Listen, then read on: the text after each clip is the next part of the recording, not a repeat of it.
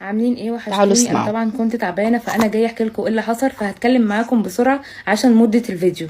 اوكي. طلبت منتج تخسيس من على النت زي اي منتج بيتباع، فقلت ان انا اجرب عشان اخس. اول حاجه مفيش حاجه بعد اسمها طبعا ادويه ما على النت. اشتريت المنتج ده كام حضرتك؟ طلبت منها قالت لي ب 1260 جنيه. قلت تمام، اشتريته. يوصل 1260 لي جنيه امتى؟ ده في ممكن خلال يوصل ب 3 ايام. 200 جنيه وقع فعلا وصل عليها. في خلال 3 ايام. خدت معمول تحت بير السلم. عادي. هاخده امتى؟ قالت لي حبايه قبل الفطار، حبايه قبل الغدا، نقط حرق، اعشاب. فيها ماده هو ده السوبترامين المنتج. بتتاخد مره واحده هو بس ده. في اليوم.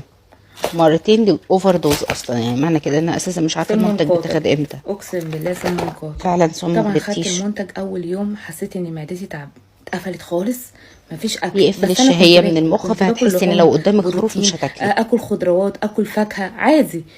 يا جماعه بعد وغير كده قعدت 4 ايام ما بنامش، بيعمل ما ارق بنامش خالص. شديد النوم ده جدا. اصلا ولا بيجي في بالي ان انا انام. كل اللي ساعه اخده واحده قال في انه اليوم، بيعمل فقال ارق بينام ساعه شديد. واحده في اليوم. جه طبعا خامس يوم انا قلت الخامس ده انا مش قادره اخد الدواء. لا يا بنت يا نودي، ما تاخديش الدواء النهارده. انا مع نفسي بقى بكلم نفسي، سيبيني ارتاح شويه. كلمت الدكتوره اللي هي عامله نفسها دكتوره، اللي هي بتقول هي فعلا دكتوره مش دكتوره، ما فيش الجهله دكتوره بنت فاهمه الجاهلين، بتبيع ادويه على الناس اللي النت. بيموتوا الناس. الادويه مش مكانها النت تقول لي خالص، كولي. لانها مش انا كل ده مرخصه بكتب اصلا من لها وزاره في الصحه. الشات، انا ما سمعتش صوتها. قلت لها طب ما انا باكل. لا كولي. قلت خلاص انا هوقف. يا جماعه معدتي اليوم ده بعيده عنكم نار في المعده، فيها كلور، في معرفش. انت واخده اوفر دوز، واصلا بعديها السوبترامين لقيت يا بيعمل جماعه تهيج الدم لجدار بيتسحب المعده، من رجلي بقى خلاص. انا مش بيعمل حاسه هبوط في برجلي، الدوره الدم رجلي الدمويه تلجت وارتفاع في والدم ضغط اتسحب الدم منها. وسرعه في ضربات القلب. لقيت طبعا وضربات قلبي بقت سريعه انا مره لسه واحده، كنت بقيت بقول اصوت واجري على ماما الحقيني هموت، وحاطه ايدي على قلبي هموت. سرعه في ماما ضربات كل اللي القلب عليها شديده بتديني ميه بسكر وضغط عالي.